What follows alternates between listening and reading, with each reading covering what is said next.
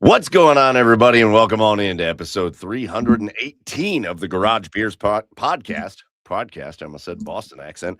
Brought to you proudly. Oh, that's a special shout out to our guest here tonight going Boston accent on the broadcast. Brought to you proudly here on the OBR streaming network. Going to make it a quick intro because we've got a great special guest, but we only have a limited amount of time because this dude is busy tonight on NBA draft night 2. People want to talk to him, and he is generous enough to give us some time. So let's do the intro really fast. OBR, get over to the OBR.com. Again, the OBR is Cleveland's oldest, largest independent Cleveland Browns coverage site. And so make sure you go check them out, and then you can hang with us. We don't just talk Browns. We're going to talk about the Cavs tonight. It's NBA draft night.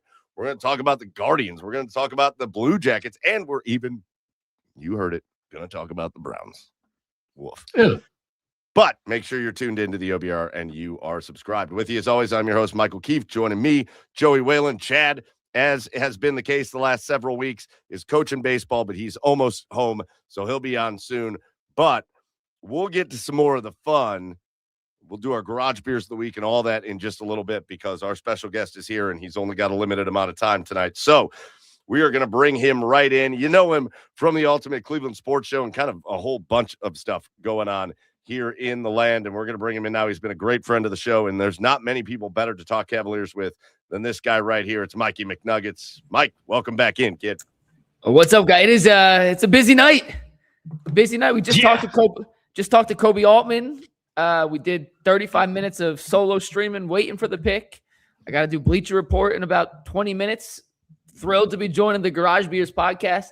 I have some electrolytes and water because I have to be sober enough for Bleacher Report because they do pay me way more than they should for 15 minutes of my time. So shout out to Bleacher Report. But I don't want to risk that relationship. So we're going electrolyte water for Malik Thomas. He's 19. He's not legally old enough to drink. So in honor of them drafting a teenager, I will stay sober. You guys should get hammered though.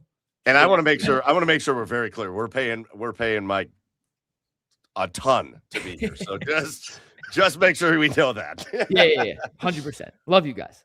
Yeah, love you too, man. And we're grateful to you to just drop things and fit us into your schedule, especially on a night like tonight. And let's start with the big news. You've called it out, but the Cavaliers had that 29th pick last night. They make the trade with Sacramento to go down to the 34th pick. Then they pick up 2 second-rounders as well. And they select Malik Thomas, Arkansas.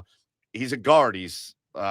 Did we get an official height? Because I saw an official height of 6'5", but now I'm seeing 6'3". He was 6'3.5" without shoes. He's 6'5" with shoes. Real quick, before we dive into Malik Thomas, why do we ever put out non-shoe measurement? When we didn't start playing basketball barefoot. It drives me absolutely effing nuts that you see some of these measurements barefoot as if that matters at all. Either standardize it. Let's measure everyone barefoot. Or just put their freaking height with shoes, okay? He was 6'5" with shoes. He was 6'3.5" barefoot. I don't give a rat's ass if he was barefoot. Like, who cares what his height is barefoot? He's not a huge guard, but he's also not tiny. He's bigger than Darius Garland was. He's bigger than Donovan Mitchell. He's about the same size as Tyrese Proctor. But I don't care. 6'3.5" barefoot, 6'5" with shoes. Now that we have that distinction. Yes. The barefoot heights. Can we start with this real quick? Because I know what the Cavaliers' needs are, and I know what Cavaliers fans are clamoring for. And I don't know what you were talking about. Props to you for the long solo stream. But the second round of the NBA draft, to me, is like day 3 of the NFL draft. Not that you can't find good players, but the NBA pool and just the sheer number of guys that play in the NBA and how hard it is to break in and all that. Once you get into day 2 of the NBA draft, to me, it feels like rounds 4 and 5 of the NFL draft. And yet I still see people just furious with this pick online because the Cavs drafted a guard and they already have a bunch of guards. Yeah. And in my opinion, Mike, and I want to hear your thoughts on this. In my opinion, very much like we heard what the Browns say, when you get to the later rounds of the draft, you are drafting traits. You're drafting for a guy that you think could turn into something. So for me, it doesn't really, when you get to the second round of the draft, I don't really care what position you draft for, because in my opinion, if you draft a player that can become part of a rotation for a good basketball team, you have hit a home run with a second 100%. round pick. What are your thoughts on this? So Malik Thomas was one of the guys I had circled on the Cavs radar, not just at 34, but at 29. He worked out for the Cavs on Monday, shot the ball incredibly well, turned heads, was a guy that certainly left an impression on the staff via his workout, on top of the fact that he averaged 15 points on the best team in the SEC, this team, at least the team that won the SEC tournament, playing alongside Darius Acuff, had the profile of a guy who was going to be drafted at pick 34 when the when the Cavs got on the clock. I said, this is the order that I would take if I was Kobe Altman right now. Henry Vesar, the big man from UNC, would have been my pick, and then Thomas was number 2. The reason I would have went with Vesar first is A, they don't have a backup big right now, and B, I think he could fit in tomorrow as their third big playing alongside Jared Allen and Evan Mobley, and I wanted him at 29. So it was like, all right, you were there, you're still here, you fit. But what Kobe Altman said, I have no issue with. He said, at 34, you draft for talent. You draft a guy that you think at some point could be a special player in this league, because at 34, if you're going for fit, you're trying to thread this super thin needle of, is this player good enough? Will he actually play? Sure, it sounds great that we drafted a backup big, but is he good enough to actually play? Right. As his backup big. I don't have an issue with the Thomas pick whatsoever. I would have gone Vesar, but I have no issue with the Thomas pick whatsoever. He has the highest upside of any player who was on the board at 34. Once again, I liked Vesar a lot.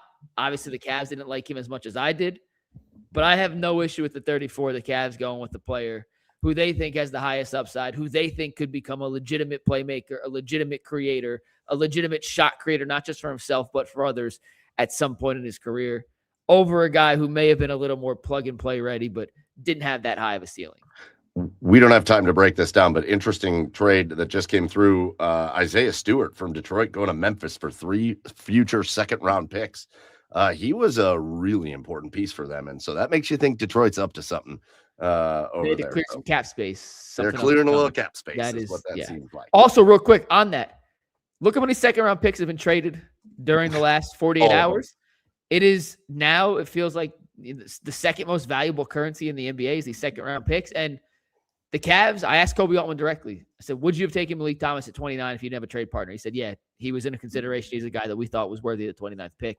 We were able to move back, save money, and pick up a future second round to use in deals. Like, don't overlook that part of this too. It's a future Sacramento second round pick. I don't know what year. They haven't said what year yet, but it's not like Sacramento is a plethora and a pillar of excellence. That second round pick at some point could end up being the 35th, 36th pick, which feels more valuable than ever. So, they got Malik Thomas and they got future cash to spend in another acquisition for a player I think they would have taken at 29 if they didn't have a trade partner. So I got to give Kobe credit. I think they ended up playing this pretty well. And so let's talk about this kid real quick, because you talked about it. They were a great team down there in Arkansas in the SEC. They won the SEC tournament, and he was a big part of it, averaging almost 16 points a game, averaging about 4 rebounds a game, 2 assists a game. And when you look at the scouting report of this kid, I'm going to bring up a name, and I don't mean for this to be an exact, I'm not saying these two guys are exactly alike, but when you read the scouting report on these two guys, there's a lot of similarities. There's a lot of similarities on a scouting report between him and Amani Bates. And here's what I mean by that. Number one thing you will see on the scouting report for this kid is the quote is always everywhere, microwave scorer. He can get hot and light it up fast. This is a kid that in SEC play, not just the tournament, this is pretty much the whole season for the Arkansas Razorbacks, shot almost 50% from 3. Mm-hmm. He set an Arkansas record for 3-pointers, and this is an Arkansas team that's had some pretty damn good players that have gone through, even though they go like decades between being good. He set a record for them in SEC play from shooting beyond the arc. He's a guy that can get hot. He's also a really good ball handler. He's really good at getting to the rim. He's good at drawing fouls. And his passing ability, those 2.5 assists per game, only 1 turnover a game for him. So he's pretty good at staying in control. When you look at the other side of things, he can, what I saw over and over again was on the weakness side, can play like a chicken with his head cut off. He looks, sometimes the game looks like it is moving way too fast for him. And again, he was only 19. He was a freshman. Maybe a little bit of that is to be expected, but he can take some really terrible shots. He can kind of get lost on the dribble, and defensively, things are not pretty. at this point with him. So that's a little bit of the scouting report. Thoughts there? Yeah, I don't. If you take away the visual and just read the scouting report, the Amani Bates comp is legit, but he doesn't play anything like Amani Bates for what it's worth. You know, Yes. Amani was an isolation, clear out, don't use any screens. I'm going to go one-on-one and take a bunch of pull-ups as opposed to getting to the rim.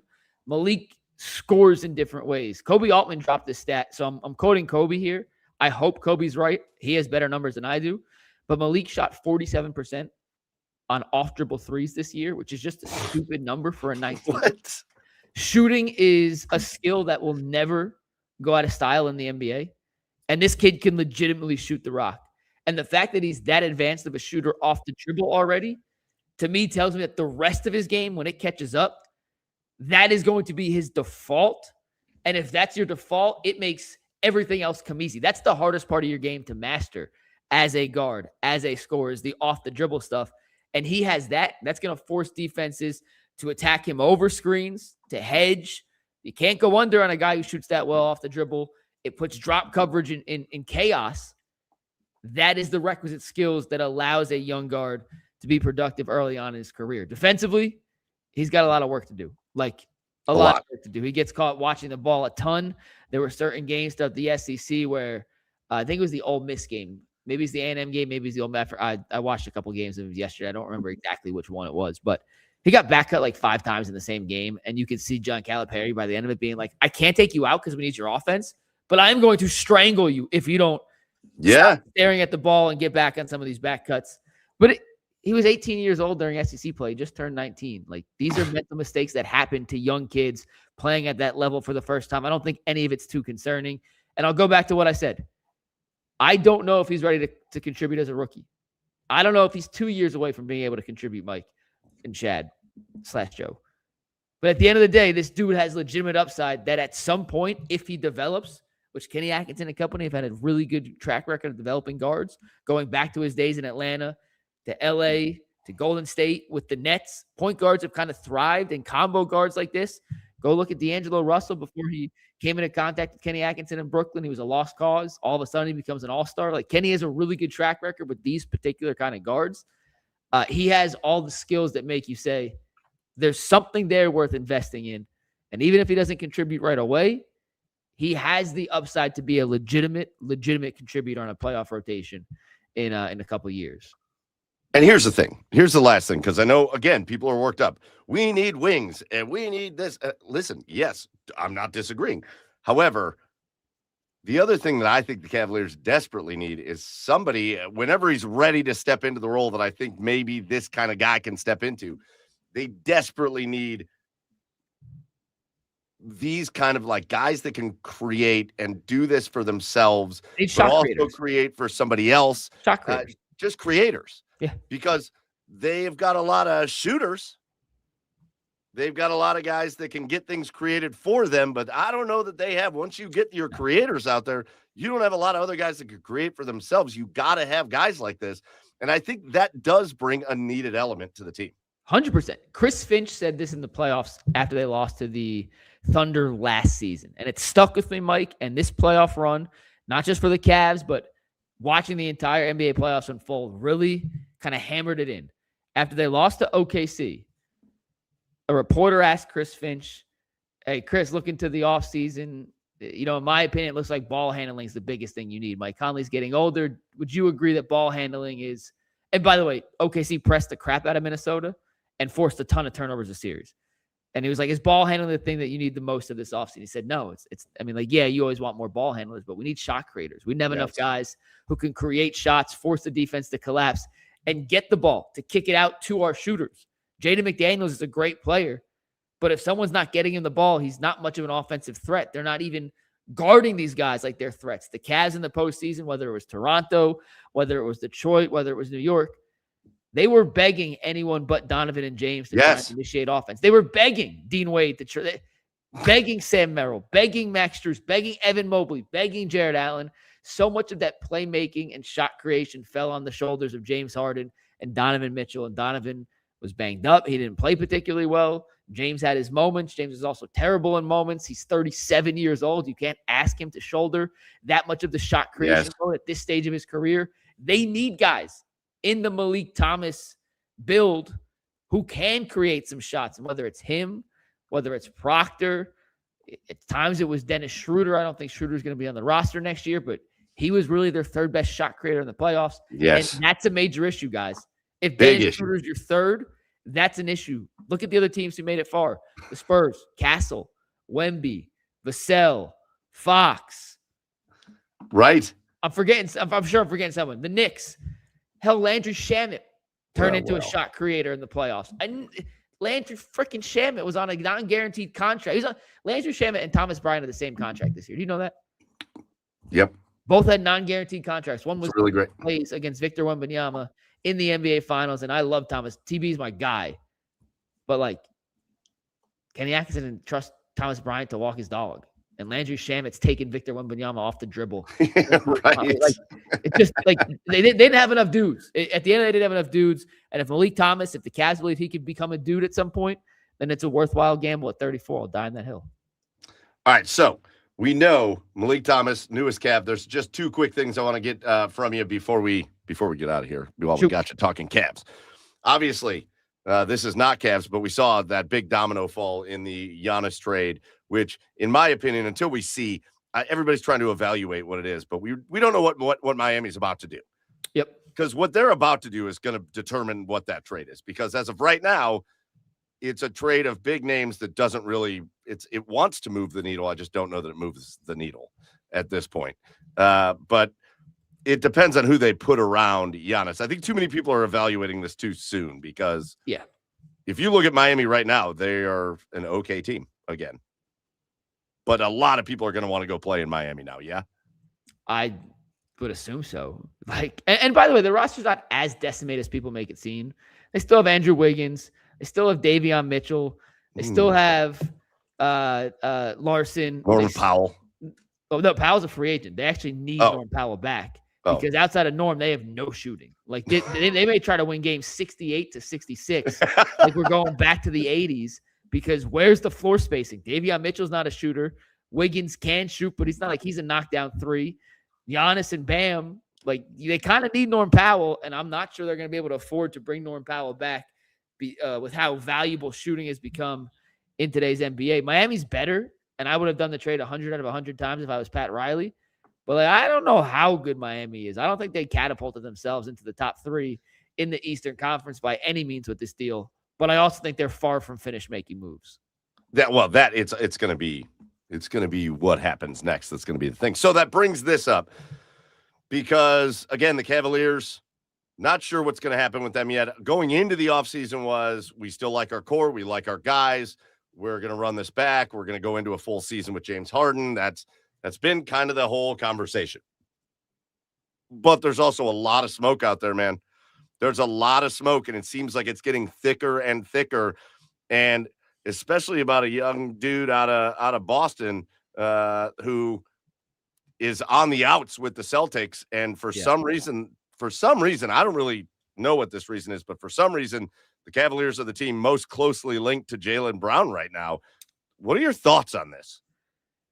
The link is that Boston is interested in Evan Mobley, not necessarily that the Cavs have any interest in making the deal. I just want to make that clear. That's the one part that's gotten lost in this whole thing. Clarify it. Yes. And it's not you, it's just everyone. We did it on the show today, and I had to make it. The reports are from Boston side, not from Cleveland side. However, I have said since they lost to the Knicks that the Cavs cannot run it back as is and think they're going to win a championship. I do not think this roster is good enough to win a championship. I think the fit of Brown, Harden, and Mitchell together offensively is disgusting. You want to talk about boring isolation basketball where all 3 guys, it would be hideous. Like, just scrape my eyes out now. However, I think you have to make the trade if it is available.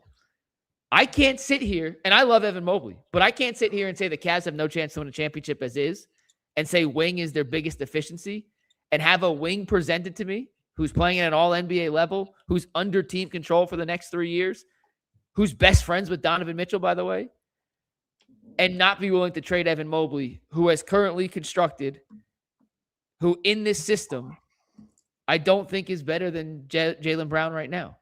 I think Evan Mobley could be better than Jaylen Brown if he was in a system that played through the bigs, that tried to utilize him better. But I'm sitting here. I've been sitting here. I've been saying for weeks, you can't run it back. And now an all-NBA wing is presented to me. And Evan Mobley, who I love, but I think is miscast on this Cavs team, is the price to acquire said wing. I think I would have to. I think I would say yes. And I hate myself for saying that. Let me make that clear. I understand the fit is horrific. I would hate to cover that team because it would be, I have to say I've been watching Twitch till 2 a.m. every morning. I don't want to do that. But I think you would. I think I would have to, because I can't. I'd be a hypocrite to say, hey, this team's not good enough to win a championship. You can't run it back. Oh, but I wouldn't trade for an all-NBA wing if Evan Mobley's the price. So that's kind of where I stand on that one, guys. Well, I'm curious, what would you do, Joe? Would you make the deal? You make a good argument. To be honest, I'm in the camp that I don't know if James Harden is part of the solution of this roster with a full season. Personally, I don't know if I want to. The issue. I'm not sure you have an out to that issue. I know. So, and I would rather trade if it was available. I'd rather trade Donovan for Jaylen Brown, but I don't think that's an option either. So it's, how do you improve with the actual realistic opportunities to improve? And once again, Mike, and I want to hear what you think too. I hate the fit. Like, I cannot. Hate is not a strong enough word for how I think that offensive team would look. Loathe. But I also don't know if I can turn down that opportunity when I don't think the current roster is good enough to win as is. I don't know that I think the current roster is good enough to win as is, but I don't think I'm going to make a move that I also don't think gives them a good enough roster to win as it is. Like, I think sacrificing Evan Mobley for Jaylen Brown, you're, to use the oldest man saying of all time, you're robbing Peter to pay Paul, right? You're go ahead and weaken horrendously your point guard position to now you've got a wing, but now you got a point guard problem. And I think Evan Mobley is one of the most kind of unfairly judged guys. I think Evan Mobley he's still coming. And I think he just continues to, I think in the playoffs, he showed so much, man, his shooting in the playoffs until the very end was unbelievable. And I'm not doing it. I'm not doing it for Evan Mobley for Jaylen Brown. If they want to put together a different package, for me, this roster construction, getting good enough to win a title, I think it could be good enough if we're talking about just building up a different way to get guys off the bench, shot creators, guys that never give the other team a chance to take a break.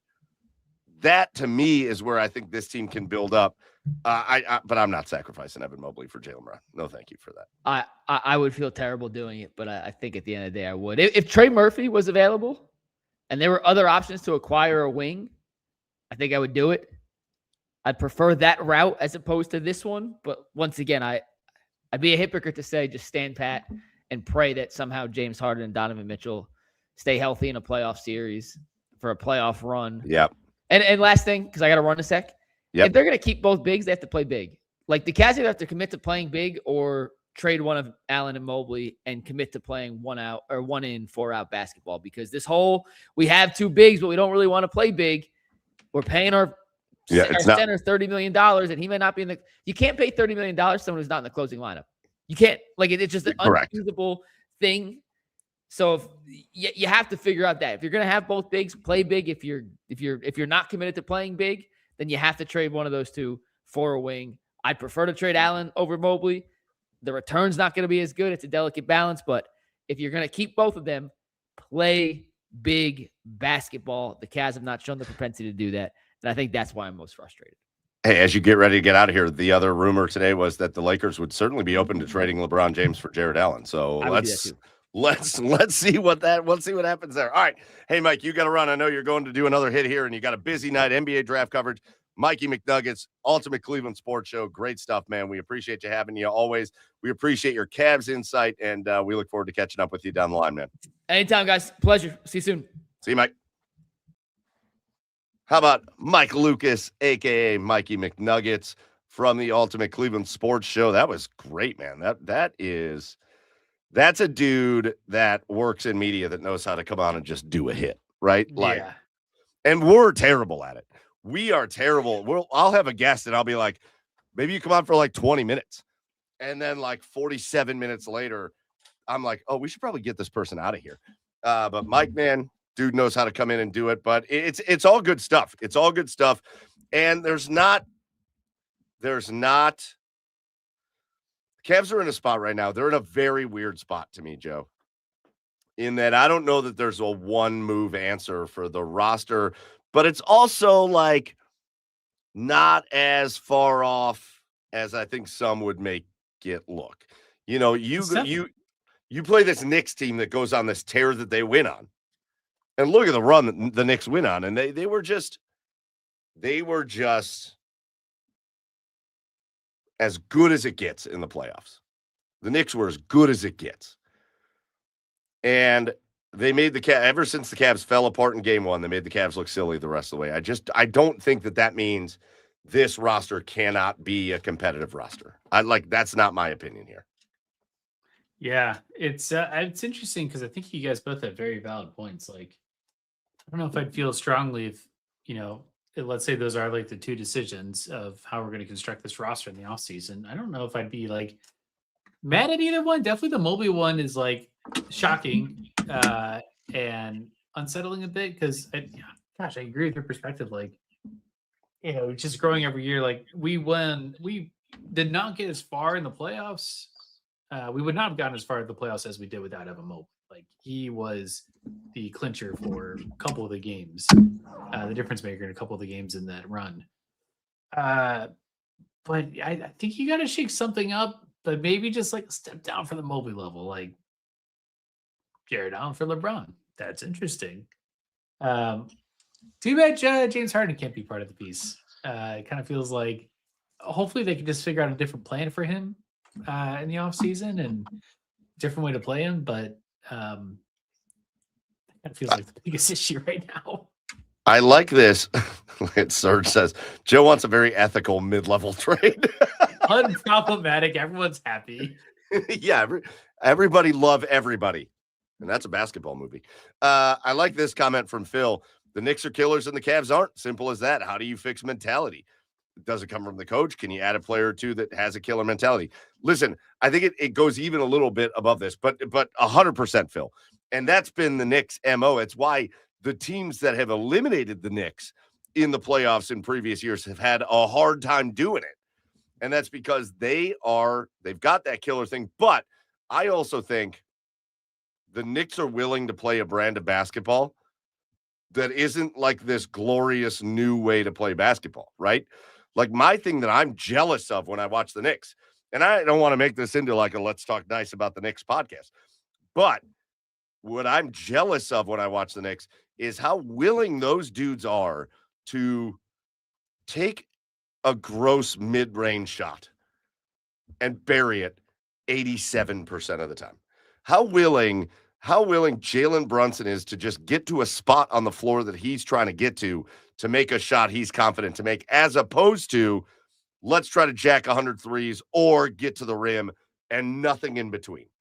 And to be honest with you, is that a coaching issue? Well, I think it's a player issue first. I think because as a coach, it's the NBA. And it's players are going to play the way they want to, and the coach isn't. You can say what you want, but it is what it is. Mike Brown, listen, here's the thing on the Knicks. Mike Brown didn't show up and all of a sudden they just played a different way. This is the way they've been playing, but they got over the hump this year. I would love to see Donovan Mitchell more get to his spot and make easy jumpers, as opposed to be either a three guy or a get to the rim guy and nothing in between, because Donovan Mitchell is kind of that. His floater game is great, but like that little stop, that little quick dribble to the right and then a stop, you lose your defender and hit like a free throw jumper that Jalen Brunson's so good at. I would love to see Donovan Mitchell play that kind of way. I would love to see Donovan Mitchell play the way Jalen Brunson does. He could, but he gets lost too much in the either I'm taking a three or I'm getting to the rim and nothing in between. James Harden, that is kind of where he made a living in his career, is being that kind of mid-range kind of guy. And to be honest with you, I would if you want my opinion on how do you unlock Evan Mobley's next step in his offensive progression, he's become a much better three-point shooter. I trust him off the dribble at this point. Add that old school, not old school Cavs fans, but like first era LeBron Cavs fans will know what I'm talking about. Add that like Joe Smith level thing to his game. And what I mean is there would be times where the defense collapses. Joe Smith would just be standing at the elbow. And when LeBron would hit Joe Smith for an elbow jumper, it was automatic. Zadrunas was great at it.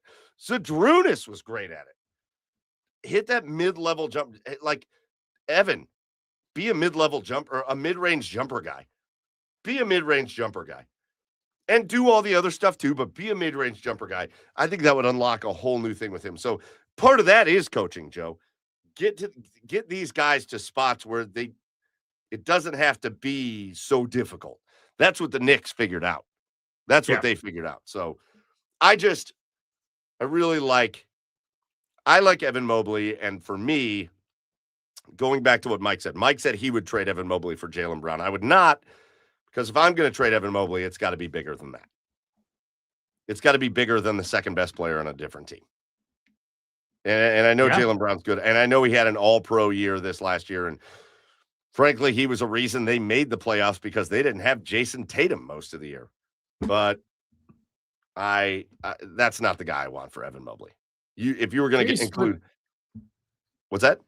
I was going to say, curious why he's on the outs with Boston, because when I read, he was supposed to be part of the Giannis package, but obviously he went to Miami instead, and so interesting. They're just shopping him around with 3 years left of control. Yeah, I think I don't know. I think there was something that happened there that he did not like being part of trade conversations as well, and you know how that can all go. But listen, interesting stuff for the Cavs. Again, Malik Thomas is the newest Cav, and Mike and I were on the very same page with that. Just find a guy that could be a player. I don't care if he's a guard, center, power forward, whatever. If you're picking in the second round, give me a guy that can be a player. And Malik Thomas is a super offensive player that I think could become a creator in the offense. And if that's what he can become even if he's just a bench guy, if he could be a creator off the bench, you've hit a home run with this pick. And now you've got to find ways to build up the rest of the roster elsewhere. The NBA draft is wild, because it's just, if you can find anything past the first round, then you've hit a home run. But it's really like a low consequential pick that late. Yeah. And listen, back to the very last thing, and I brought this up to Mike, and he said he'd do it. But if that rumor is true, if the Lakers would be willing to sign LeBron James to some contract and then trade him to Cleveland for Jared Allen, I love Jared Allen. We've got to separate guy from player. Jared Allen's like one of my favorite guys. He's just a good dude, good guy. Love Jared Allen. Not mad that he's here. But there are limitations. And granted, we saw in the playoffs, we saw at times Jared Allen become the most important player for the Cavs. We saw Jared Allen in 2 Game 7s against Toronto and Detroit. Dominate those games. So it's there. It just doesn't happen. There's the consistency isn't enough. And there's too many times where he follows up 27 points and 18 rebounds with 6 points and 5 rebounds. And that hurts. There's that consistency. And part of that is also coaching and keeping him involved in all that, but you can't just disappear. And he's a player that can disappear. So listen, I don't want to make this about LeBron James, but if I could trade Jared Allen for LeBron James, move Evan Mobley to center, find a power forward, or do whatever I'm going to do there, I'm doing that. I'm making that move. Make LeBron the power forward. I'm selling the farm for LeBron. Whatever it takes to get him here for his final season. Are you kidding me? Like, it just make him happen. You could still keep running Max Strus out there. Just make LeBron the point forward. Yeah. And go. Yeah. Here's my last thing I'm going to say on the Cavs. I saw this topic come up on Twitter and it exploded. Cavs fans, now knowing what you know now, would you rather have Darius Garland back instead of James Harden? And I saw that topic explode. Ooh, let me get your opinion before I give my very strongly worded opinion. This is very difficult. And it kind of goes to my feeling with the Cavs is like, we have a lot of really good players. I don't know if we have, bumming over a little bit. I don't know if we have the right combination of superstars, and I don't think James Harden adds to that, but I also don't think Darius Garland added to that either. If this or that, like, I think I still keep James Harden in the mix. I think that when he was producing, it was leagues beyond what Darius Garland could produce for this team. Now, his flaws are enormous and like detrimental to the playoffs. Devastating. Times. Devastating, but also you got further than you ever did with Darius Garland. And so the team improved this year, but I don't think I would do that trade.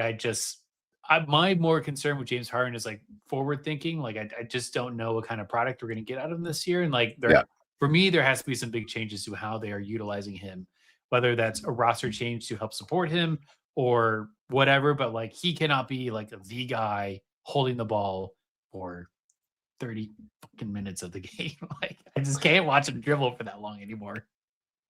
Dude, my strongly worded thing is that I agree 100%.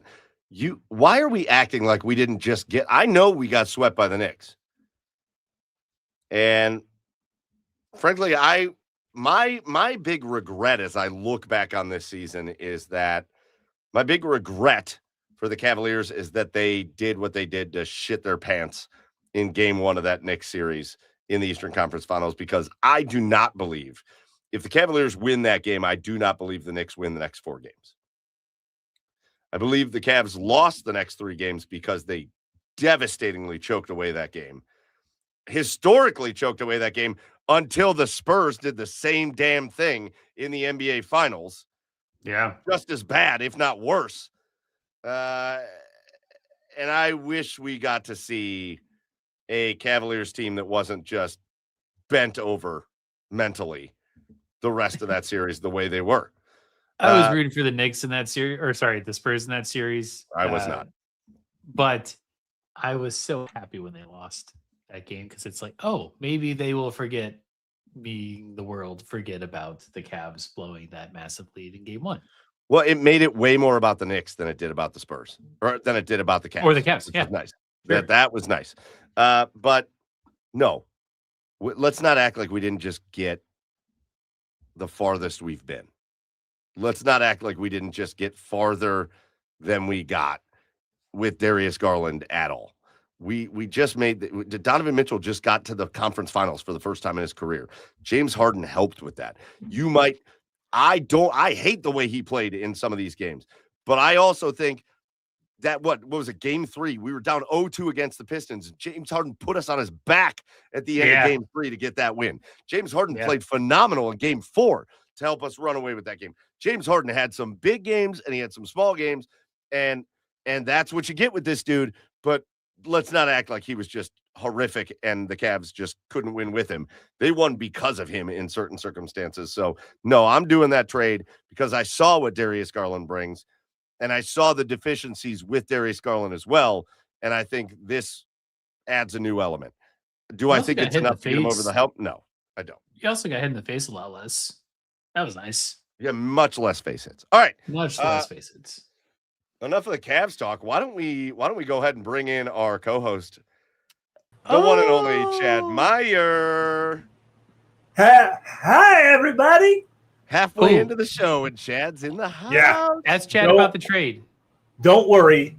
Everybody will see my face from here on out, fully on time after tonight. Hell yeah. I know everybody was worried about it. I know Phil is not a bot. I know Chef Brian K. You're worried sick about me every week, yeah. But I'm going to be here from the beginning of the show starting next week.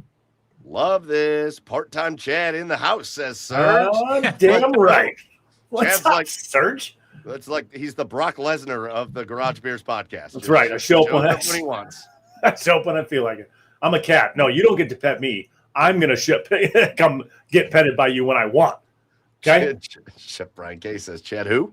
Who the hell's this guy? Yeah, might show you my butt along the way. Nope, let's not do that. All right, that's enough of that.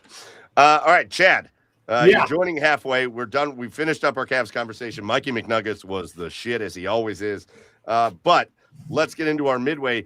Here's what we didn't do. What we didn't do at the beginning of the show, Chad, is we did not do our Garage Beers of the Week because Mikey's doing a bunch of media hits tonight because the Cavs made a draft pick. And so we got to do our Garage Beers of the Week. Did we make a trade too? Did Joey said something about a trade?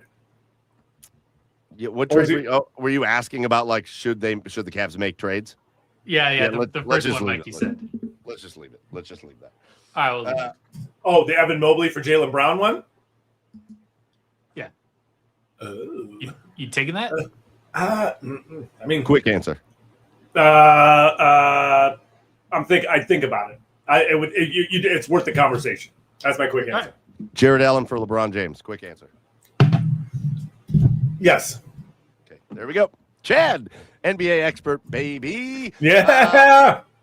Everybody knows that. Everybody knows it. Chad knows way more about the NBA than he lets on. There are not many people that have sat as close to NBA games as this guy has sat over the years. So this guy knows a little bit of something. All right. Yeah. Chad, we already know what your garage beer is because you were just drinking it. So why don't you announce it for the people that are not watching? It's holy shit. I almost broke the mic. Corona. Ooh. Corona. I'm quite the seasonal fellow when it comes to beer, and it just feels right for a Corona. La cerveza más fina. Mm-hmm. Oh, yes. Team Mexico all the way. Whee! All right, we got Corona. Joe, what's your garage beer of the week this week? America. USA. I got this from the bar that I watched the game at. I don't know if I was supposed to take it, but you were. Well, Klepto never hurt anybody. You Anyways, were. Yes, we lived the old college days. Extra lush triple IPA. I'm going on a trip next week, so we didn't really stock the fridge. But when I get back, we're buying some beer. So this is like the last one that I have a repeat of for a while, and it's very good though. It's quite delicious, and it's in the lovely USA Soccer Cup. What was the beer again? I don't know. I think I missed it. Fremont Extra Lush triple IPA. Yeah, Joey's a lush. Joey's a lush tonight. Drinking a lush. Yeah. Yeah. It's nice. Love it. All right. Well, boys, I was drinking a drink, by the way. I maybe I should have just done it, but it felt like a lot of work here. I had a couple of these while I was sitting hanging out with my mom and my wife tonight, and I had a couple of these. I bought some champagnes of beers. I bought some Miller High Lifes in the bottles. And then I saw this video out there, and I'm like, I'm going to give this a try. You take a High Life. Okay. You take a big swig out of it. Okay. And then you fill it with Aperol, the Italian liqueur. Okay. Like a bitter orange liqueur. All right. And I saw somebody like, this is the drink of the summer. I was like, well, shit, I got to try that. I can't miss a trend. I don't want to FOMO my way out of the drink of the summer. And it's delightful. So if you got a bottle of Aperol, pick up some High Lifes. Just take a big chug and then fill it with Aperol. It is a delight. That is not my beer of the week this week. The champagne of spritz? That kind of, yeah. It felt like too much work. So instead, I got from Masthead this beer that's called A Series of Tubes. I like the can art. You know what? I was walking through it's Heinen's. like the pipe dream. Yes. Yeah. I was walking through Heinen's. The can art caught my eye, and I bought A Series of Tubes. And you're like, you know what? I'm just going to get it. I'm just going for it. You're holding Masthead's first beer brewed with cryo hops. Whoa! Cryo hops. Soft, juicy IPA, crafted to showcase the tropical notes of these specially processed hops. We hope you enjoy. Well, I am enjoying this. This is the beer. It looks as you would think it would look, and that's what I'm drinking. It's soft. It's very soft. Is it pillowy? Let me know what you guys are drinking in the comments. Chef Brian Case having a PBR. Nice. Phil's not about just saying America in the comments. Chef Brian Case. See, I like that people kind of start to get to know us. In honor of the reflecting pond, I've got a Rolling Rock in a green bottle. Hell yeah. That's so good. That's Hell yeah. Chef Brian K. Oh, shit. I love it. Brian, you need to get the PBR Max. Hey, somebody sliced it, all right? Somebody sliced it with a knife. If you're having drinks and I didn't call you out, put it in the comments. We'll get it up here, but those are our garage beers of the week. And that's going to roll us right into our asshole of the week. And so I'm going to take this one because it is an extension of what we've already talked about here on the show. My asshole of the week is the NBA draft. It sucks. Like we get so used to the NFL draft that happens in April, and it's such an awesome display, and it's such an awesome thing to watch, and they put on such a good show and all that. And then the NBA draft happens, and I started it, and I tried to watch it last night, and I fell asleep on the couch before the Cavs. The Cavs were coming up, and I fell asleep on the couch. It sucks. The NBA draft sucks ass. And listen, part of it is my fault in that I don't like to watch college basketball, so I just don't get invested in these guys so much anymore.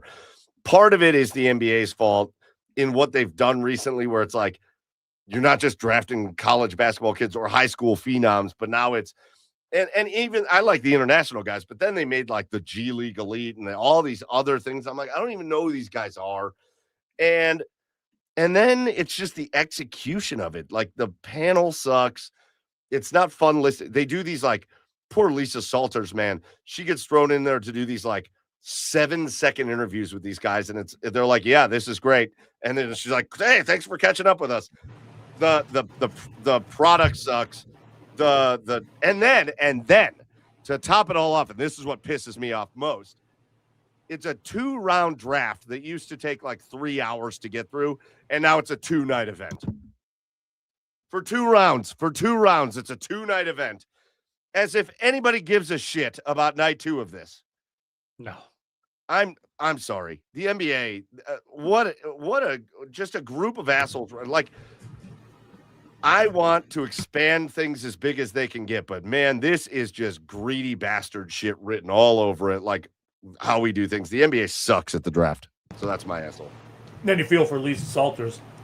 But then you hear the questions she asks, like, when did you know you wanted to be a first-round draft pick? Yeah. I love that. Like 2 hours ago, maybe. I don't know. But I'm not even going to be mad at her because what am I going to say to her? Hey, and then they put these poor kids' parents on the couch next to him, and she never. I think I saw her talk to one kid's parents, but they're all holding microphones. Yeah, the product stinks. It stinks, and they've made the NBA draft suck, and they're assholes. Joe, go on. Who's your asshole of the week? Hopefully I don't steal this from Chad, but Mike Babcock. Oh, fuck's sake. Holy smokes. The new head coach of the Oilers gave his first presser. Oh, here we go. Resigning from the Blue Jackets. And this asshole has the audacity. He, had the opportunity to just have a little bit of ownership for his actions in Columbus. Never. Just a little ownership and be like, hey, like, there were some mistakes made there. I'm going to do better. Instead, he blamed resigning on his wife, basically saying like she coaxed him to resign, and then he was like done going back into retirement, and then the Oilers thing called. But then he goes into this whole like talking in third person, if you don't do Mike Babcock's way, then you're out. And it's just like, you're a dick, dude. Like, you are just a scum human being.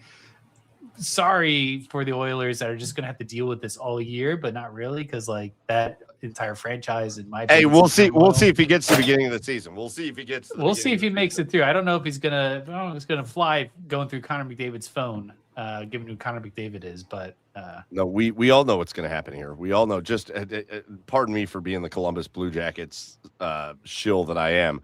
But like we all know he's going to go win a cup with Edmonton now. We all fucking know it. No.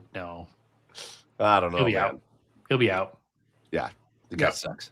But saying, I didn't bench anybody. It was clear that we weren't in sync from the get-go in that organization. Bullshit. Bullshit. Yeah, right. Correct. Bullshit. Like, you were in sync until you did Mike Babcock things again, and you nobody wanted to fucking work with you. Correct. You, dude. Correct. Give it 3 months. Yeah, right. All right, Chad, asshole of the week. Well, I mean, that was going to be one of them, but luckily, Joe, I had two, and I'm going with youths, or someone.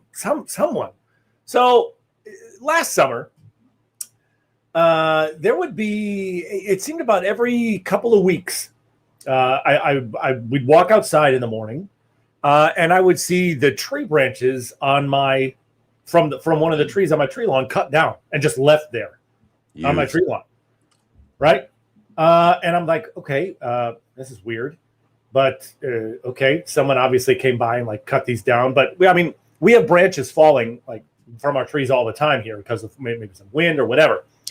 But then you go around the neighborhood, and there's tree branches cut down on everybody's lawn, everybody in the neighborhood, and like.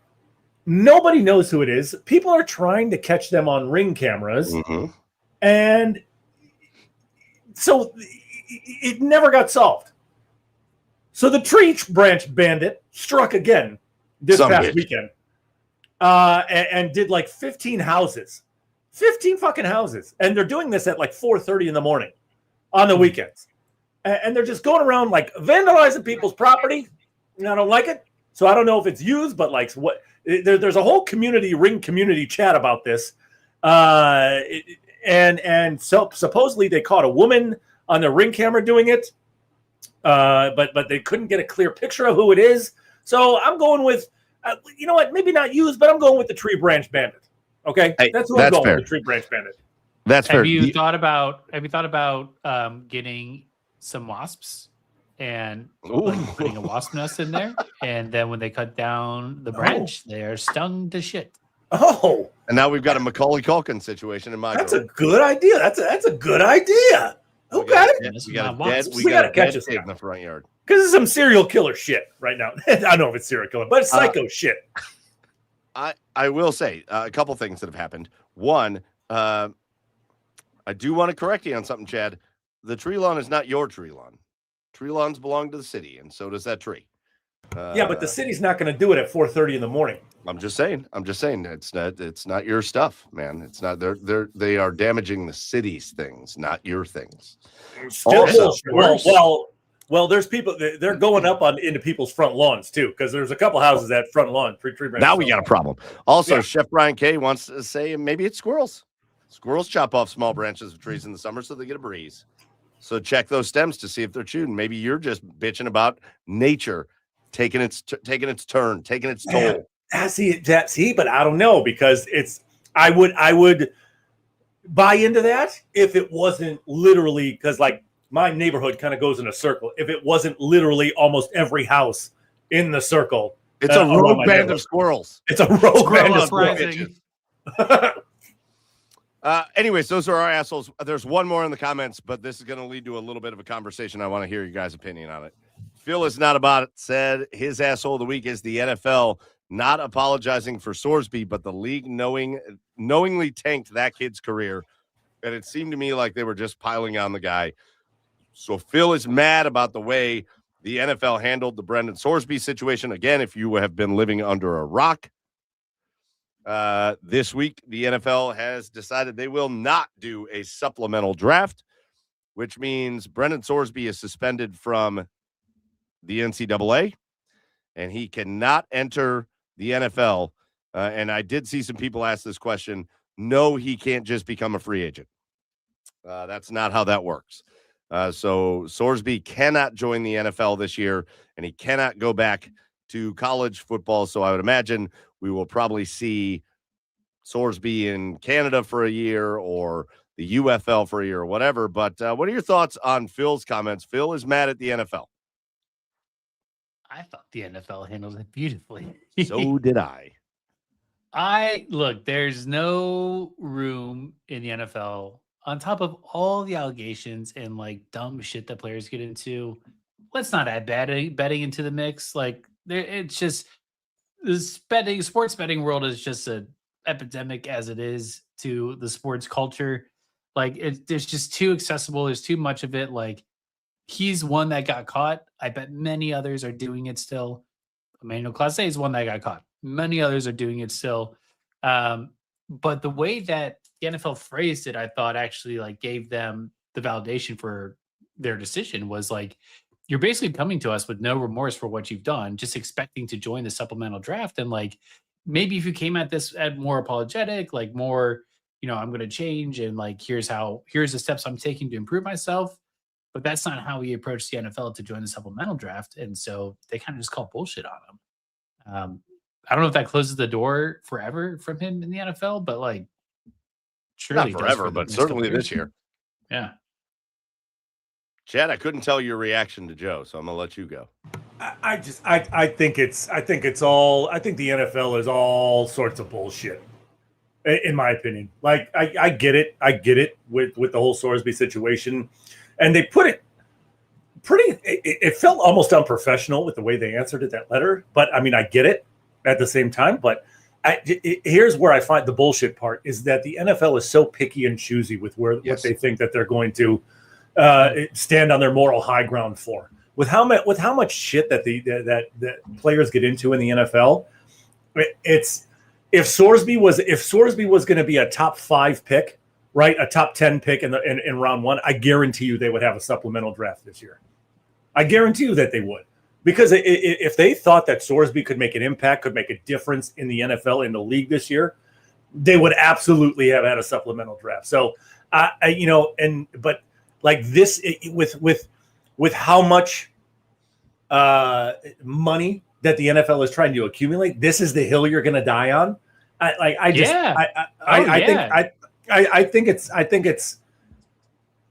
understand you taking a stance with the way Sorsby handled things, but at the same time, have some standards, like because the NFL doesn't have any. It's so picky and choosy. They don't have any standards, but I think in the betting world, like you're not talking about morally or ethically how a player like lives their personal life. You're talking about like the integrity of the game. And when that comes into question, I think that's when alarm bells go off. I think from their perspective, this was the perfect case to make an example. And I think the letter was intentionally allowed to do that to deter other people from doing it. They can't stop everybody from doing it, but if there's some kid in college that's like, hey, like I'm going to bet that I'm going to throw over 100 yards today, like maybe you won't do that. Listen, first of all, I fundamentally totally agree with you, Chad, in that I'm not going to let the NFL come out here and act like there's some high horse morally that they can get on when they're like, well, yeah, but Ray Rice, we watched that video of you punching the shit out of your girl, but come on back. Or hey, Deshaun, fuck it, here in Cleveland, hey, Deshaun, 11 billion accusations against you, but like 11 games you can come back. Yeah. There is nothing about the NFL that I stand with or stand for in terms of they're inconsistent, they're full of shit. They ruined Josh, the best wide receiver, probably the best wide receiver that will have ever played for the Cleveland Browns, ruined his career because they were like, well, you can't smoke pot. At the same time, because to me, gambling, I don't give a shit, man. I do care if you can prove that a guy was like throwing games, like again, what Emmanuel Clase did and what Luis Ortiz were doing, legitimately making bets, and it was to the detriment of the team. That to me that should be a sports unforgivable thing. But I don't have any moral high ground about gambling itself or whatever. So don't get me wrong. Having said that, I loved their letter to Brendan Sorsby. I loved it. I don't think it was unprofessional. I think it was clear and concise. And I think people are sweeping under the rug what Brendan Sorsby did. It was multiple schools where he had this problem. And every time he thought something was going to happen, he would move and he would hide it under the rug and he would sweep it under the rug and he would move over here. And it was calculated. He was having other people make these bets for him. And there's a paper trail of this, and they can prove it. And to me, I think the MLB is just and right in just being like, Clase and Ortiz, you're out of here forever. And I think it sucks because it totally fucks Cleveland fans over, but I think they're right in doing it. I absolutely think the NFL is right in doing this. This isn't just some guy got caught doing something harmless. This is a guy that was actively trying to sweep things under the rug, that was actively doing things that he knew he shouldn't be able to do. And he was doing it anyways, and he did it at one place, and he was getting caught, so he went to another place, and he was getting caught, and he was going to go to another place, and he was just leaving these places in his wake. Like, he didn't have a big impact at Indiana. Obviously, he had a big impact at Cincinnati, and then what happened? Things were getting a little tight for him, so he said, screw you guys in your bowl game. I'm going to Texas Tech. I don't like this kid at all. I'm glad we can kind of be done talking about it after this, because in my opinion, and this goes back to what you said, Chad, in my opinion, we were talking about a mid-round prospect in such a high regard because it was going to be the supplemental draft and because he was the only guy to talk about. I don't think his play on the field warranted the level of conversation that we were having with this dude. And it shows the way he is viewed is showed by the way his teams view him that he left. So I like the way the NFL handled it.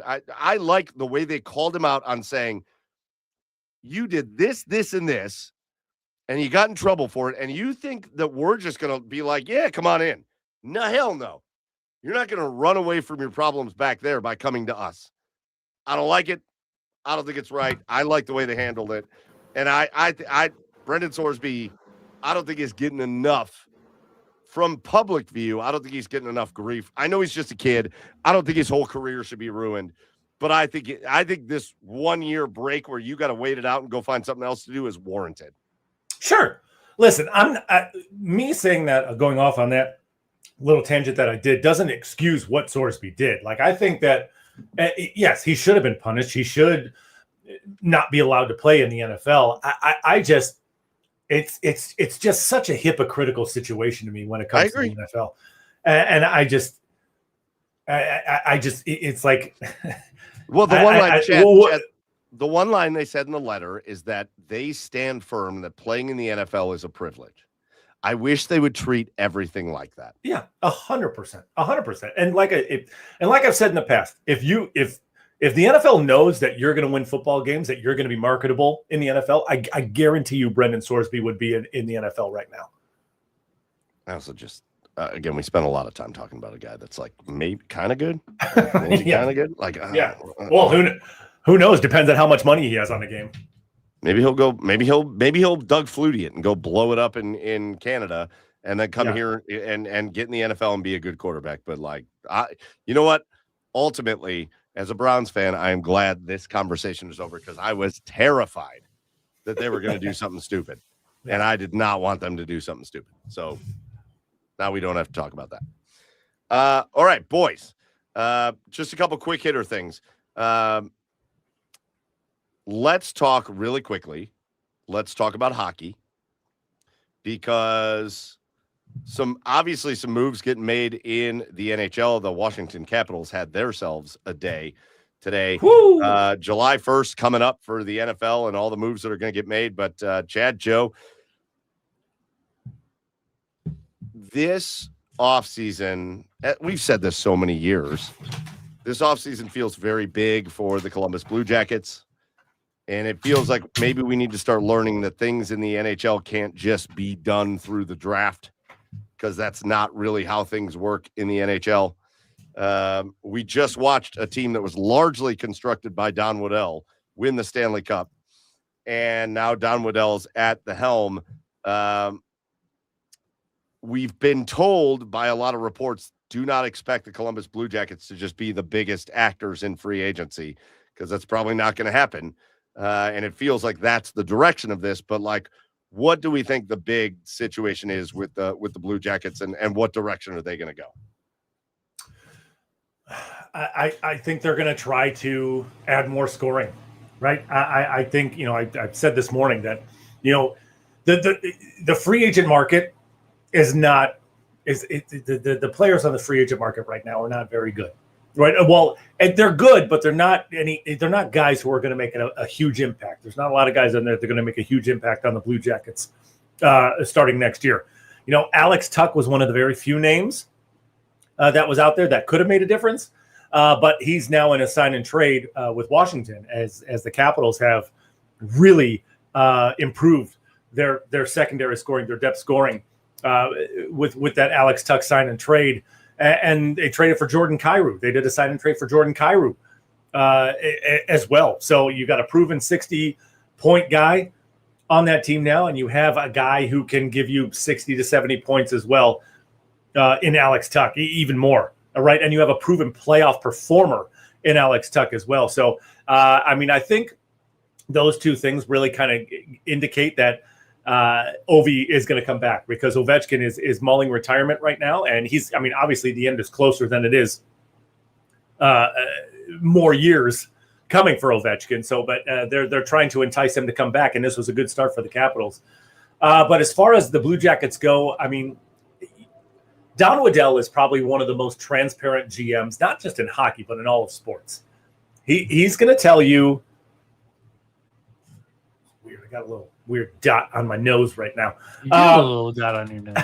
I don't know what that is. I don't know what that is following me. Don Waddell is one of the most transparent GMs in all of sports.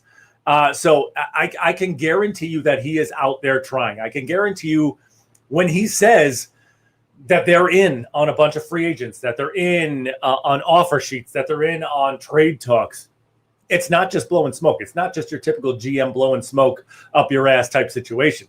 He is trying.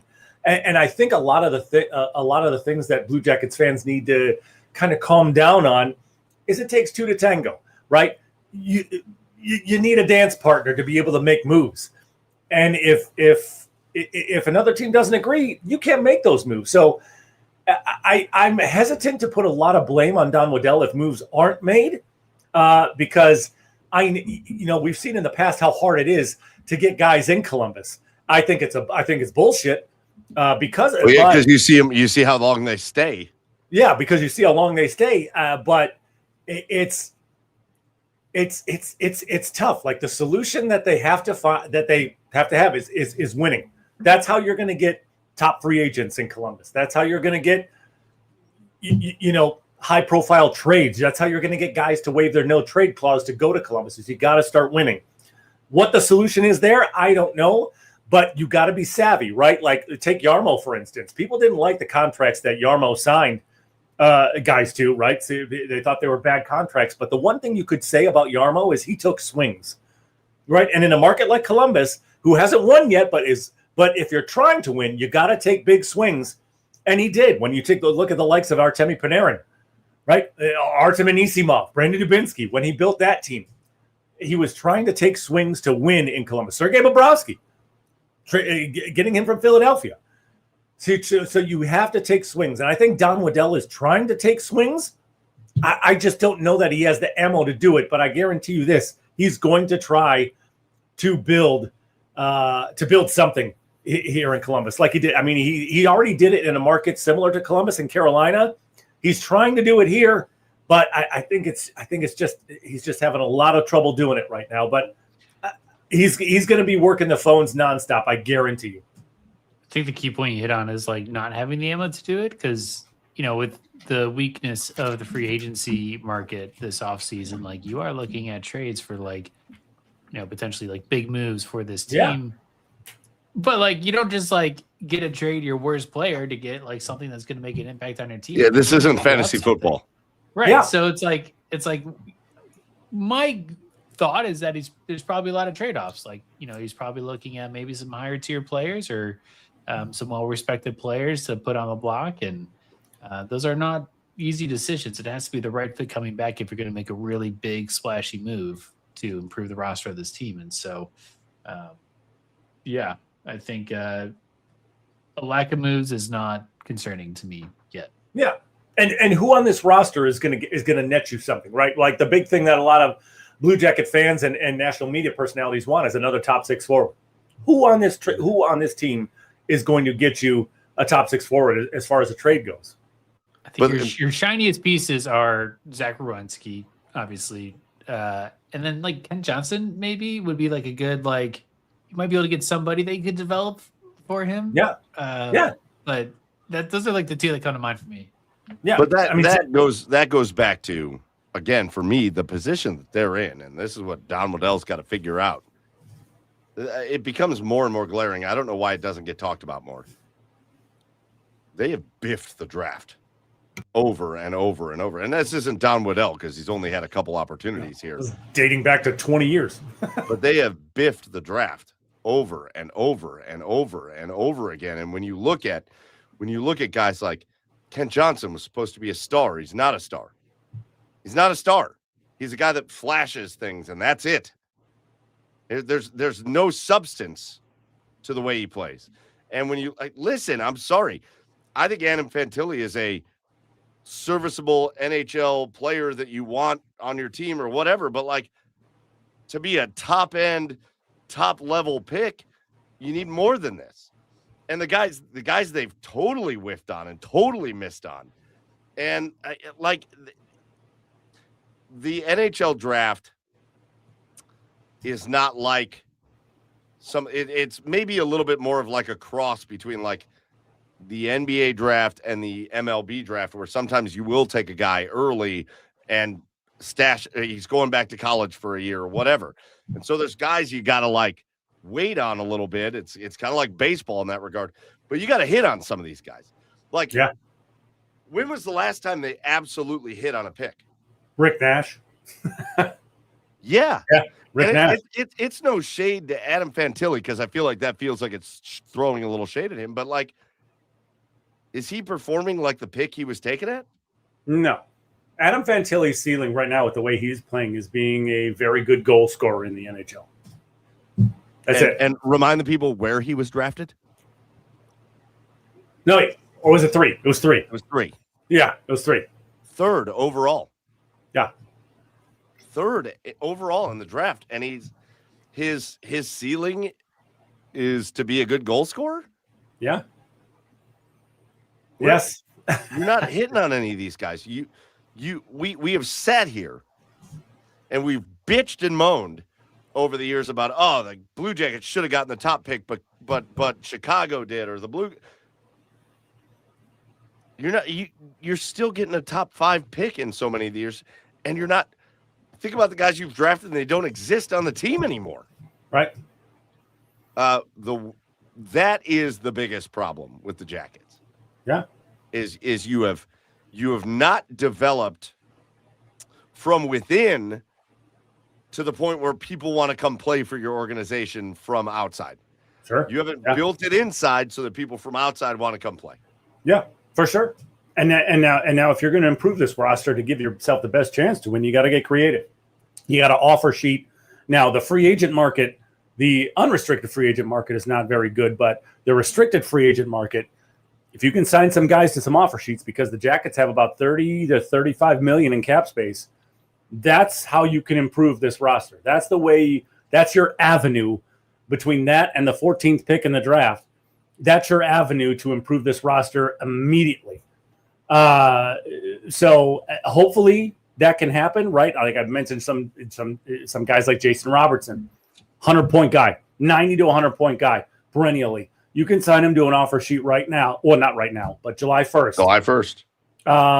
And hopefully, and Dallas is most likely not going to match an offer sheet that he gets, because they're in cap hell right now. They're pretty restricted on the cap. So if you can sign a couple of guys to some offer sheets and not get and those teams not match it, I think that's the way you're going to improve this roster. And you got to figure out something with the 14th overall pick in Voronkov or Johnson or some sort of combination of that to get another top forward or top defenseman, whatever you're looking at. You'll still have the money left over to worry about the depth. I'm not worried about the depth. You need top scoring. You need top scoring, right? You need top scoring, and you need some standalone, stay-at-home defenseman, and you still need a goalie. A goalie, right? Jet did great last year. I don't know if he can improve, but that's what you need. Yeah. Zach is the perfect trade piece if you're trying to rebuild. Right, the return he would net would give you a great starting block to restart, but we'll see if that even happens. I don't think it's going to, but we'll see if that happens. All right, 2 quick hitters. Guardians. We reacted last week We reacted last week to Jose Ramirez going down, Chase DeLauder going down, Angel Martinez going down. Just literally the core three dudes for this offense this year. And now we've seen what's happened within a week, which basically is the Guardians just salvaging games from series. Just salvaging. So what's our evaluation at this point? I think that's exactly what we were expecting. Unfortunate the White Sox have caught up in the standings, and we blew that game on what was that? Was that Monday night? It was last night, wasn't it? I don't know. No, 2 nights ago. 2 nights ago. But it's just gonna be what it is. Like, you lost 3 of your best hitters in your lineup. Like, it's not gonna be a fun stretch, but just salvage some games.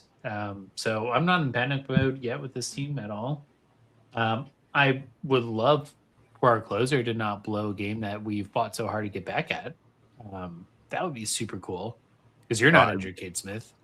Pardon me, right? I said they surpassed. The White Sox did surpass, but the Guardians win today caught them back up, so tied for first. Yeah.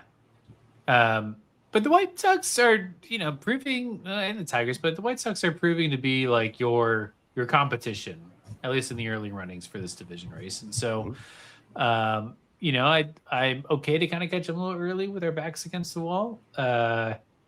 But yeah, it's going to be like this. The All-Star break can't come soon enough. Let's just get across the finish line at the halfway point of the year, and then hopefully get some health back and, some fitness back on the team and move on. Yeah, this team just needs to get to the All-Star break. Like, yes, it feels like over these last few games, or since the injuries happened, it feels like one of the guys in the lineup is going to have just a monster night for them to be able to score any runs. Like Bazana had that 4 hit, 2 home run. That game in Houston. Yeah, 5 RBI. It feels like to get any offense, someone like that is going to have to step in and have that type of game for this team to have any offense. So this team just needs to get to the All-Star break. They need to get healthy. Shout out Khalil Watson though. He's been having a nice debut so far in these last couple of games in the White Sox. But yeah, it feels like the offense has to come from one person in this lineup. And it's like Joey said, it's going to be a rough stretch, but you should have, DeLauder and Martinez back hopefully soon. We'll see. Having said that, there's still it's been sloppy lately. The Guardians still have the 3rd most wins in the American League. It's a wild. That says more about the state of baseball than Guardians. Says more about the AL, to be honest. The only two teams with more wins than the Guardians are the Yankees and the Rays. Nobody else. In the AL? Yep. Yeah. Yankees have 48, Rays have 44, Guardians have 42. Next team is 41 in Seattle. That's it. Having said that, I'm gonna just go into the All-Star break and get to the trade deadline, and I'm just gonna have the pipe dream, and until it's dead, I'm gonna let it live. I'm gonna have the pipe dream that the Cleveland Guardians can find a way to trade for Yordan Alvarez from Houston, because they apparently are about ready to kind of reset that thing, because things are getting a little weird down there in Houston. And Yordan Alvarez, I'm gonna just hold on to. There's rumors that the Guardians could put together a thing for him, and I would backflip off the top of my house if that happened. So I'm just. Who are you giving up? My mom, anybody. Yeah, your mom's going to Houston. Jose? No, they're not. No, Houston's not. Houston doesn't need a Jose Ramirez. They need. Mamacita, have fun in H-Town. Just gonna see ya. I'm trading you two for Yordan Alvarez. I am trading anything. And take Cooper. Can take my dog with you. All of you can go for Yordan Alvarez. I'm holding nothing back. Oh shit! Damn, Mexico. All right. I thought South Africa just scored. Oh. All right. I've got 2 more quick things, then I got a game. All right. Browns. Ew. So gross. Rumors. Oh, Only Shador? Shedeur? Only rumors. Yeah, there's nothing else to fucking talk about, Chad, with this team. I know. Shit about any of the rest of it. It's, in my opinion, the best roster they're going to have going into a season in a long time. Outside of the quarterback. Except for the quarterback. Don't listen. I'm not stupid. I'm not an idiot. Yeah.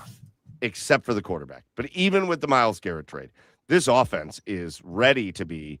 This offense is primed to be miles ahead of where they were last year. And even with the Myles Garrett trade, bringing Jared Verse back and at least getting a player like that to sub in for Myles Garrett means this defense is still going to be really good. And so minus the quarterback, this roster is really good.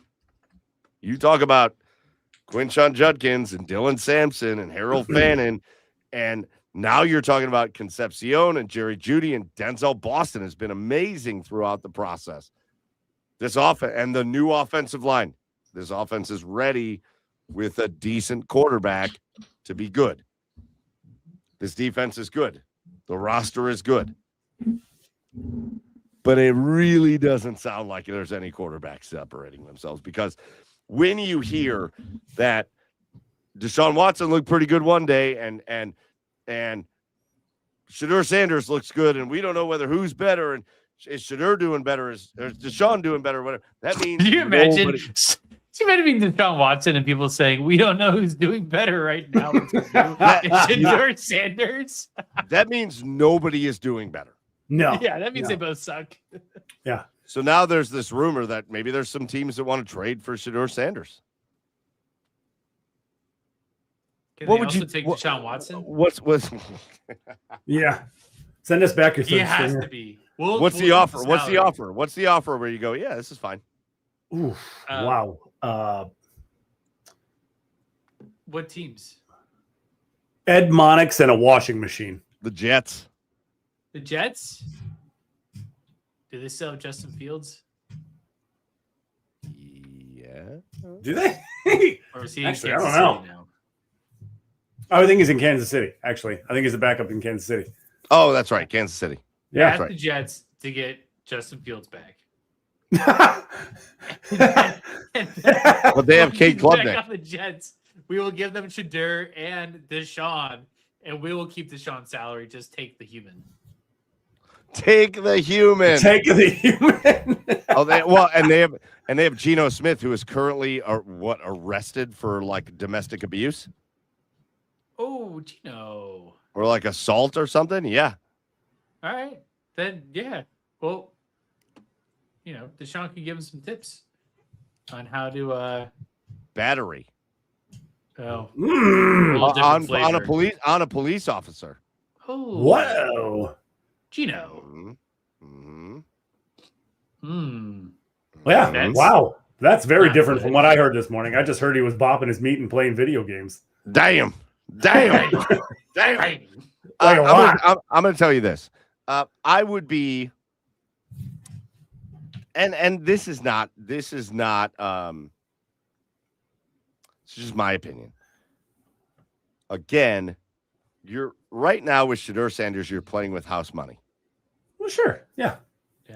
So I'd be mad if you traded him away for something less than the value of where you drafted him. So if a team came to you and said, we'll give you a 6th rounder for Shedeur, I'd say, nah. Because what's the fucking point at that point? Yeah. I'm going to see if I have something. Now, if a team came to me and said, you know what, we'll give you a 3rd round pick for Shedeur Sanders. Send it. Send it. We are sending that thing, and we're going to see what happens. But I am still, me personally, I am in team. Deshaun Watson can rot in hell at this point. Goodbye. Give Shedeur the season and let it play out. Yeah. Let it play out. And if you win 4 games with Shedeur with this roster, then I feel like you're really going to be able to step back and be like, that's on Shedeur. Because you know what Shadeur's not going to do? Like, among a laundry list of things that are reasons why I don't want Deshaun Watson to play, I can't sit there and watch him throw a 5-yard slant 2 yards short. I can't do it. I'm not. I can't do it. It's just not. I will take 17 29-yard Shedeur sacks over legitimately, because I'm in Seattle. Todd Monken's decision will determine if I buy NFL Sunday ticket for the season or if I don't. And just like have you guys recap the games for me, because if he's the starting quarterback, I'm not watching. I'll watch the highlights, but I just can't imagine. Phil asked this in the comments. Seriously, what's the trade market for Shedeur? Probably not. No. Late round pick at best. I think this is Cleveland media trying to draw something up, like when we had Mikey McNuggets on before, and we were talking about the Boston media trying to drum up this Jaylen Brown for Evan Mobley trade, and it's all coming out of Boston media. Maybe it's about the same thing, but no, there's no trade market here, because what are you trading for? What has Shedeur done to merit any significant trade market? And listen, don't get me wrong. Outside of his fans, who are terrible, Shedeur's been nothing but great here in terms of like the way he's approached things. He's in the building all the time. He always says the right things. And yeah, sure, maybe a lot of that is just being coached up properly for PR and whatever, but I don't give a shit. Good.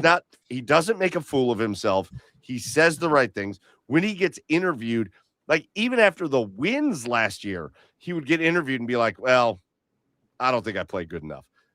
Give me that. I'm good with that. He is not embarrassing at all. He's a guy that I'm cool to have on the roster. Let him have a shot. I don't really think he's any good, but let him have a shot. All of the Shedeur drama, I've said this since last year, has been conjured up by everybody but him.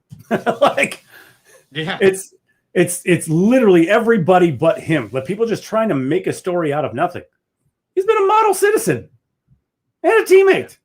100%. You think with like his dad, like he's absolutely had coaching. Like here, you said some like wild things in college, but like he's absolutely had like not to put a negative connotation on the coaching, but like you need that. Like if you're coming from like why do people talk about that? Why do they talk about that like it's a negative? Like, oh, he was coached to say that. Well, fine, okay. Good. I don't give a shit. Yeah. Because the media is vicious, man. Like, it's tough enough to like, spend every waking hour trying to fight to like get your spot on the team. Then you have to talk to people, which anything you say can be taken out of context or blown up into a massive story, which causes other issues. So like, yeah, if you can get coach to say the right thing to shut the media up so you can just focus on football, great. Do that as much as possible. Please. 100%. All right. Last quick hitter before our game. I just want to know really quick opinion on this from you guys. I want to know asshole of the week or cheers of the week. Wyndham Murray. Asshole. So Wyndham Clark? Or Wyndham Clark. Yeah, Wyndham Murray. Oh, okay. I was like, who the fuck Clark. Is Wyndham Murray? I'm an idiot. Wyndham Clark. To fill in the gaps. Wyndham Clark last year at the U.S. Open in Pennsylvania performed terribly and then destroyed the locker room afterwards. Just like kicked shit in. There's pictures of it. He just went ballistic in the locker room, destroyed it. This year he comes out and wins the U.S. Open. And he apologized for what he did. He's been making like the media rounds. Like he was on Pardon My Take, which is usually a good place to like reset your media image. But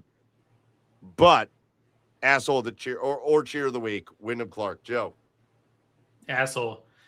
Look, man, like that is who does that in golf? Like, in my opinion, he's taken Bryson DeChambeau out of the perennial asshole of the week, and he's just solidified himself as kind of 1A in the golf world of just terrible things you can do as a golfer. And Bryson's really come around, so let's give him credit. Bryson's come around, but look, like who are you to go to destroy a historic golf club's locker rooms? Like that is just like. It's just so disrespectful to the sport, and like golf is a sport that I think like warrants and demands a lot of respect from its players and the game itself. And when you encroach upon that, and golf among every other sport, like that is the biggest like detriment I think to like your character in that sport in itself. So I think he's just an absolute asshole. You could tell, like, I've never seen like fewer people excited that somebody won a US Open than when he won it. Like his posse of 6 people who they kept panning to or clapping. But past that, like, he was getting like booed and like cheered when he made bad shots. Like, people don't like him. Like, he is not a good thing for the sport right now. And like, maybe he needs to go on a Bryson DeChambeau tour and just like take a step back, stop being as vocal, maybe just try to do some good things on the side and like start to rebuild your image. But like, to my knowledge, he hasn't like really done that. He just kind of won and started saying some things. And so screw that guy. Not to say you can't be redeemed and you can't like be a better person, but like right now he's not that, in my opinion. Can I do like half a cheers and half an asshole? Yeah. Because I'm kind of split between the two. Sounds painful, but yeah, go on. Yeah, because half a cheers in your asshole. Wow. Chad really wants to show his ass on this show. Yeah, it's my butt's coming out. So like what he did was an asshole thing, right? But at the same time, he's kind of leaned into it, and he knows he's an asshole. And he's owned up to what he did. I guess that's where my cheers comes from, right? Like Bryson never really like owned up to his stuff. Yeah, right. Bryson just kind of reimagined, like redid his thing without even saying anything about it. So he kind of owned up. He's like I know people hate me, like I know people do, and what I did wasn't a good thing, and I understand why people booed me. I brought it all on myself. So yeah, like what he did was an asshole, but like I think the honesty is where his image is going to start to get repaired. But I mean, obviously it hasn't yet, because this is the first time that he's really, kind of been at the forefront of the public eye because he's won a major tournament. Where this is going to turn around for him is because you've hit it, Chad. And Joe, I agree. It should have been a bigger story when it happened. Yeah. For a dude to just destroy is it Oakmont, right? A club locker room like that. Kicking the shit in other dudes' lockers and stuff. Like, he messed with the other golfer stuff. Like, it was gross. The more self-deprecating he can be about it, the better it will be for him. So the more he can go on to PMT, I can't remember. They asked him a question about like, they were like, let's do a draft of your favorite like times where somebody destroyed sports equipment. And he was like, oh, I see where this is going to go. But it was funny. And like, he played into it. And like, that kind of stuff is going to help him. But like, I'm not glad he won. Like, he's not there yet. He's not there yet. My favorite part of that interview was like, they literally started it out with, people fucking hate you. Yeah. That was funny. Imagine going into Augusta because you played bad and just destroying, or like St. Andrews and just destroying it. Yeah. Yeah. Fuck off. Yeah. Don't be. Look, I do agree with the point of like, Bryson DeChambeau never like showed like remorse for his actions, and so that is a good first step. I think it's going to take time if he continues down this path to like really start to win public favor, but it's going to take time. So if he continues on the path, cool, and I'll eat my words and I'll give praise, and he doesn't need my forgiveness. He can do shit about that, but like no, he doesn't. He doesn't care about what you say. But like for the public eye to forgive him, I think that will take some time. But right now, no, not there yet, man. All right, boys. I got a game for us before we get out of here. It's a draft. All right. And it's going to be a very subjective draft. So there's not going to be a right or wrong answer to this draft. but there's going to be a court of public opinion. It's a 5-round draft. It's a snake draft. Shit. And the order will be me. I got the first pick on this one. Finally, it's been a minute. Then Chad, then Joe. And I asked you guys to pull this up. So we've got the World Cup going on, and it's been spectacular. Can we spend just a second on that? It's been spectacular. It's been fun. Terrific, yeah. It's been a blast. It's been, and we're in the group stages now, and like we kind of know how things are falling out. It's still been a blast. Joe, you were in Seattle, where you live, but you were downtown last week for USA versus Australia. USA plays one last game against Turkey tomorrow in the group round. Before they've already won their state, they've won their group, which is amazing. But man, the World Cup's been great. It's been great. Why is it Turkey and not just Turkey? What's that, or has that always been that way? See their name. Great question. Pause. I have an answer on this too. Would you rather say things how they're pronounced to the people that created or like inhabit a space, or would you rather say like your version of it? So when you talk about countries, Turkey is a great one because like Americans, English language calls it Turkey, or has historically called it Turkey. It's Turkey. Or would you rather just be like I think of this conversation with like croissant, with like the French way how they say croissant, and they always correct you when you say croissant. Like they say McDonald's, and it's like no, it's McDonald's. Like McDonald's. Yeah, you can reference things that are like American pig dogs. A different culture. Your mother was a hamster, and your father smelled of elderberries. You must bring me a bushel. Listen, I'm cool with whatever the country wants to be called. Like, so the story, Chad, is that Turkey, they said that we want our country to be called Turkey. Mm-hmm. And it's just Turkey. It just adds another. It's out of nowhere. There's no reasoning behind it. They're just like, no, that's what they call themselves. All right. And they said we want everybody to call us this, and I think that's fair. Fair. All right. That's fair. I think if Germany came out and said, no, we want to be Deutschland, stop calling us Germany, I'm cool with that. It's Deutschland from now on. It's fine. What ifs? It happens all the time. For sure. We broke up Czechoslovakia, and then it went to Czech Republic, and now it's Czechia. It's Czechia is the official name. The country should be able to be called what it wants. No, sure. I just didn't know if that was like what it was always called. Yada, yada, yada, whatever. So anyways, World Cup's going great. We've got several teams through. We've got several teams eliminated. We're about to get to the knockout phase. And I got to tell you, Team USA is in a really good spot. But here's the draft. Look at no other sports talk show would ever reference Monty Python and the Holy Grail. You guys are next level. I will reference that shit all night. Bring me a shrubbery. One slightly higher than the other to give it the 2-tier effect. Bring out your dead. Blue. No, green. I fought in your general direction. Oh, let's go. We just do it all night. We are no longer the knights who say ni. We are now the knights who say iki patang. All right, here's the draft.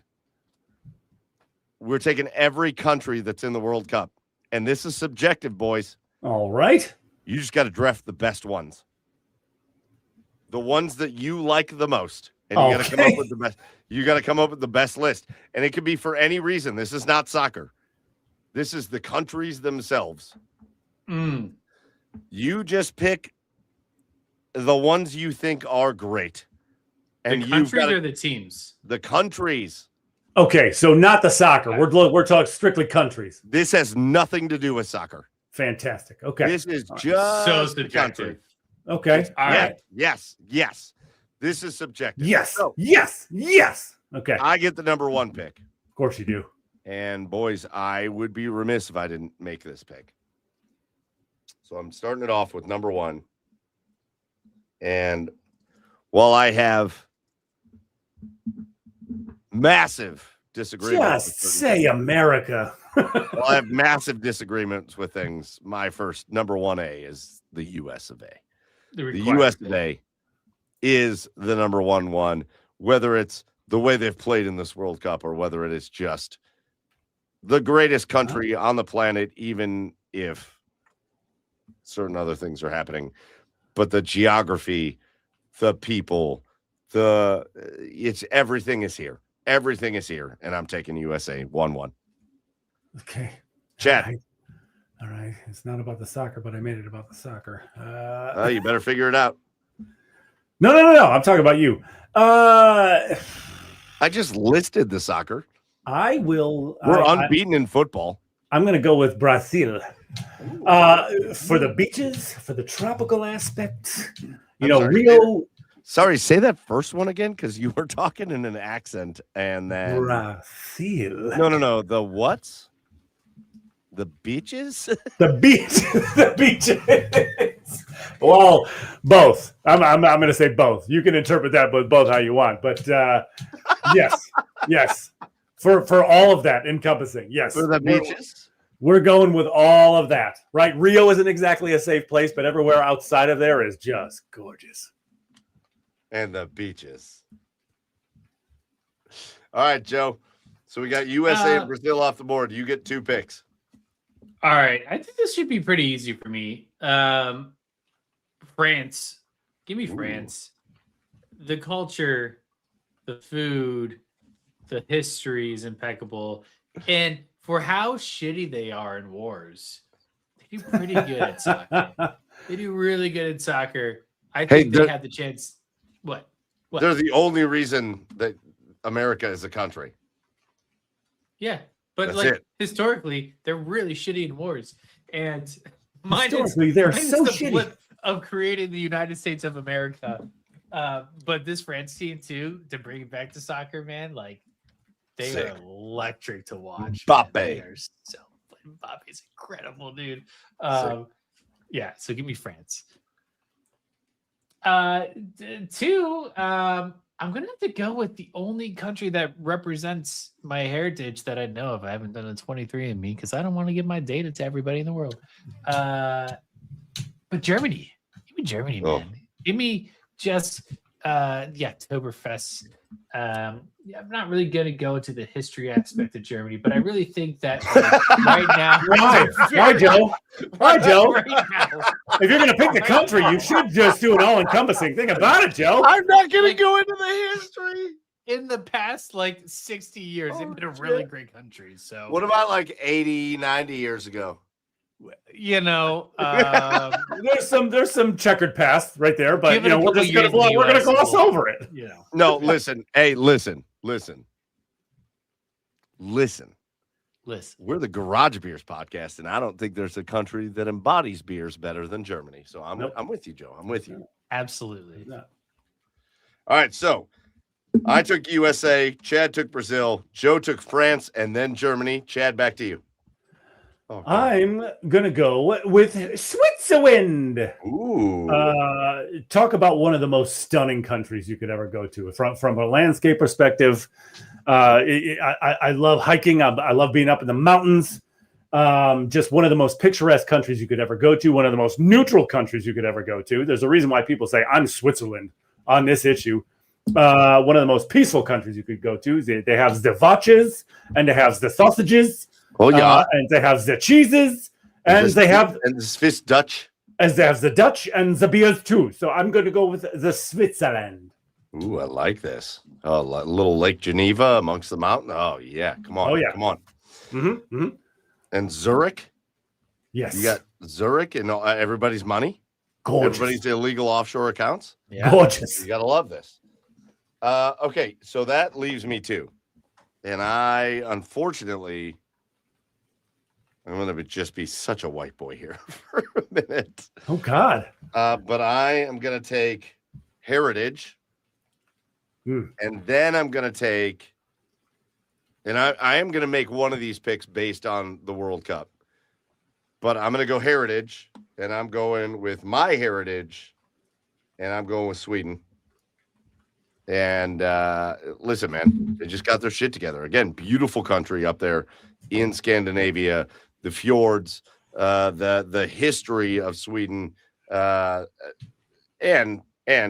just it's a happy place. It's a place that takes care of its own people.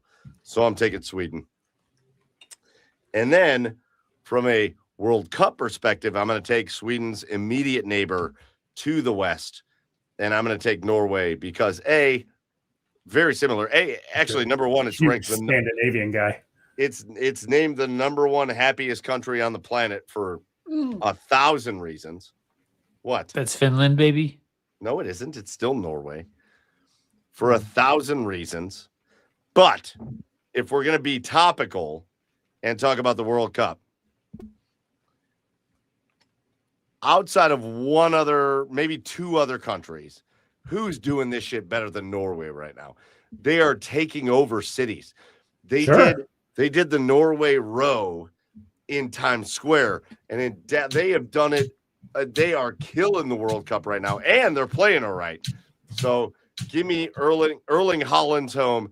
Give me Norway. I will take Sweden and Norway, and I'll be very pasty white, but I'm taking those two in my middle round picks.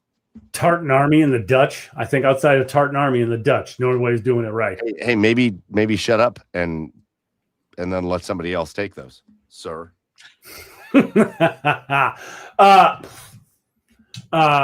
the way, that was a classic, like camera cut. By the way, when Norway was at the Mets game today, they hit that 3-1 home run, and Norway's just dancing. Yes, hilarious. After that, let's see. I'm gonna go with Japan.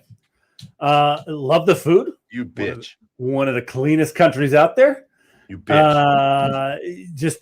Just another gorgeous country. I mean, if you go there during cherry blossom season, unbelievable. So yeah, one of the most polite people out there. So yeah, Jimmy Japan. I wondered if I should. So Japan is number one on my countries to go to that I haven't been to before. Right. 100% number one. Yeah. You took it. I was hoping it was going to come back to me, and you took it. So. You took it. Huge. The food.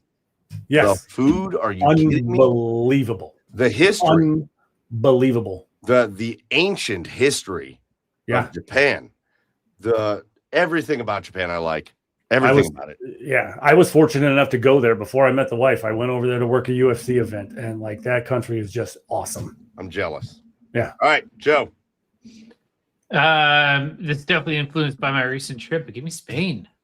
España. I've only been to Barcelona in Spain, but Barcelona. Some of the most friendly people. The culture's phenomenal. Their cuisine is impressive, and I was very skeptical coming into it. And just history's phenomenal in Spain. Barcelona. Is that it? No, keep going. You must make another pick, Joseph. I must make another pick. Shocked this is still on the board, but give me Mexico. Ooh. And that might be a dark horse, but it's really Mexico, good. Among many reasons, but I am going to just narrow it down to one that is just so impactful.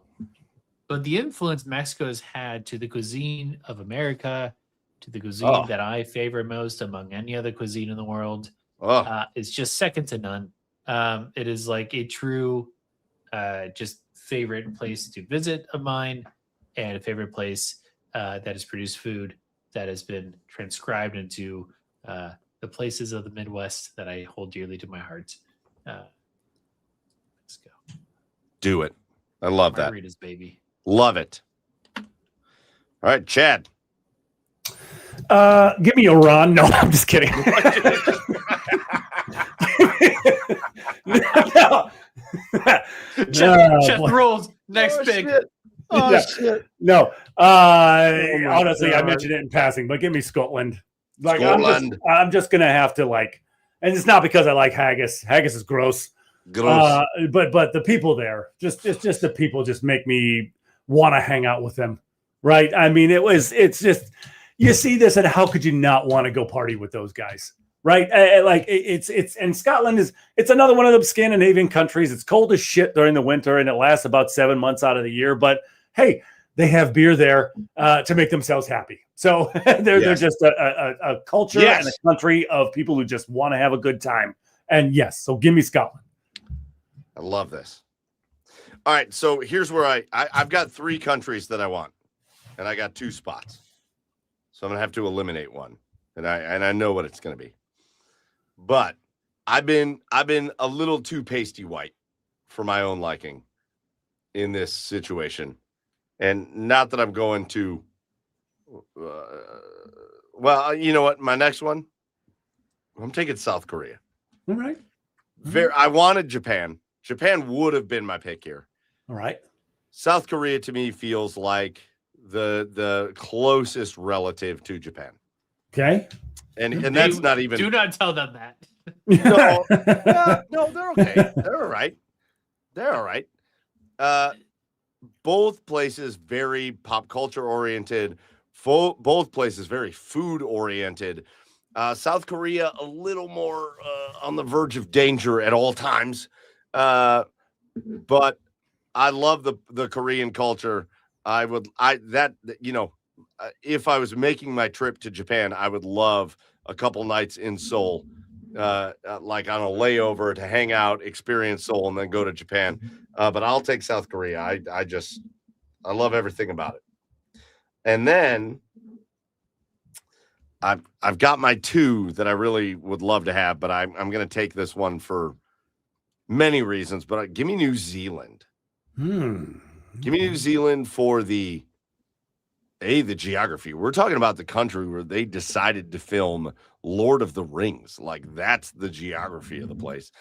Give me the various cultures. You've got obviously the kind of English inspired or imperialist culture there, but you also have the Aboriginal, the Maoris, that group, and this is where the haka comes from. If it's not for New Zealand, we do not have the haka before sporting events. Give me New Zealand. I think the haka is worth it by itself. So I'm taking it. Chad, you got Brazil, Switzerland, Japan, and Scotland.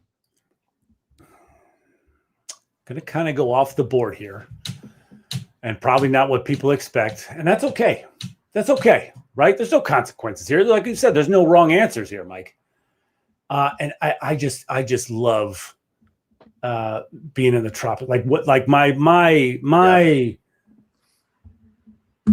dream is to like retire to some tropical country and be on a beach all day, sipping drinks, like relaxing, listening to the ocean, the calm waters of the ocean. So give me Curacao. Give me Curacao. That is a perfect island. You get all the benefits of being a Dutch-owned country while being in the tropics. I don't know why they get to be allowed to be a country, to be honest. Yeah. That's not, they're just Dutch, but yeah, it's fine. Just listen, chilling on a beach. You get the Dutch. Listen, but I do agree with you. You get the Dutch inspiration. You get the Dutch like architecture and like how they live with the Caribbean flair to it. That's hard to beat. To beat. Yeah, it's hard to beat. I mean, give me that. All right, so Joe, you've got France, Germany, Spain, and Mexico. Oh, that's a great list. Solid. Number 5. Number 5. I'm between England and Australia, and I think I'm going to go Australia here. Give me the Convicts. I think many reasons. One, they gave us Travis Bazarner. Eternally grateful for.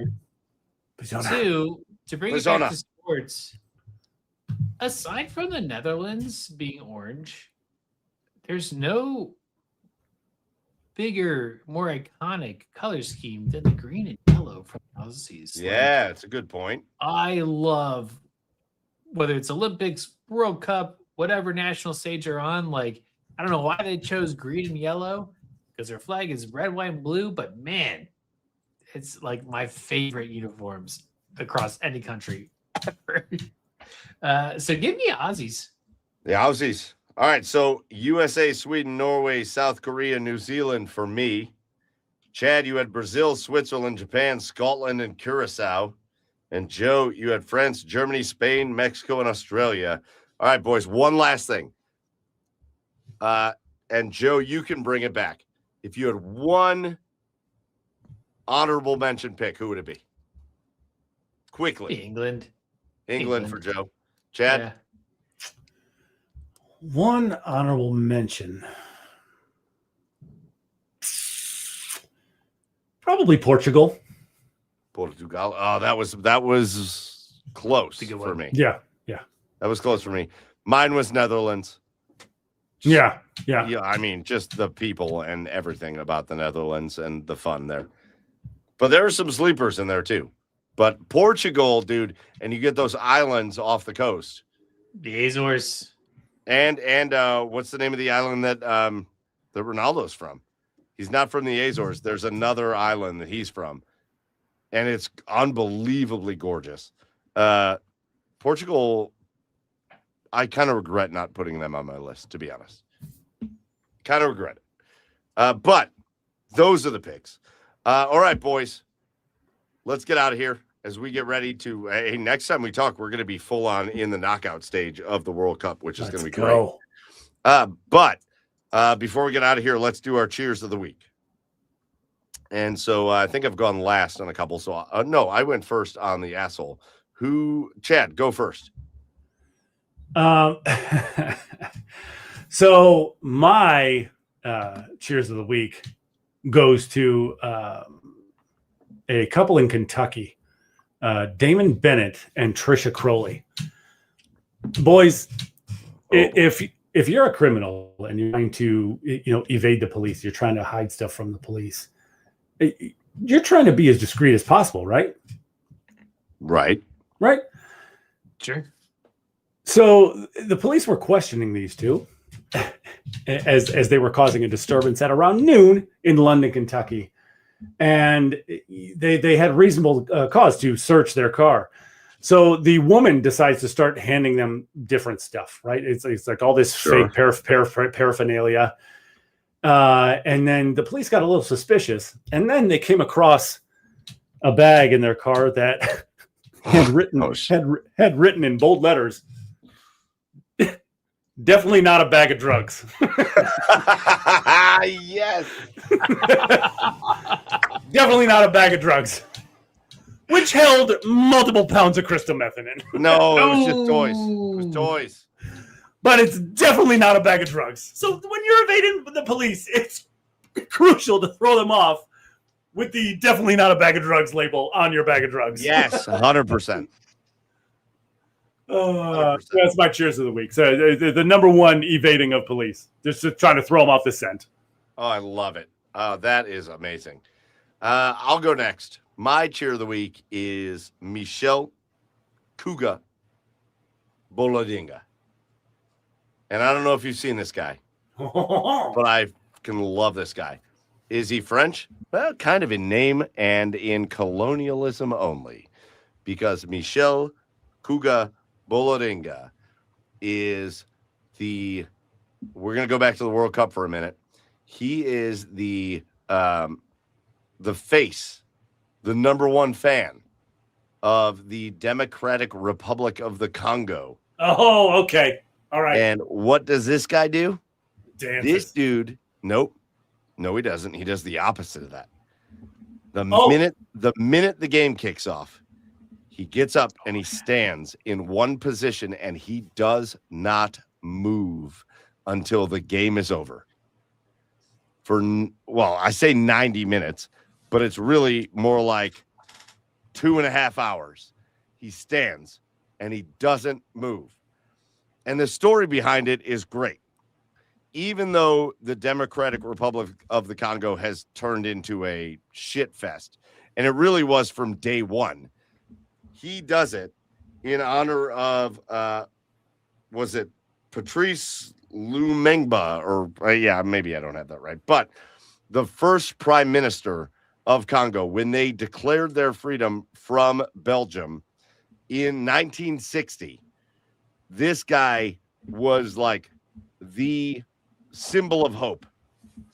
And it was Belgium that backed a group of refugees, and they funded them to basically have a military overthrow just 1 year in.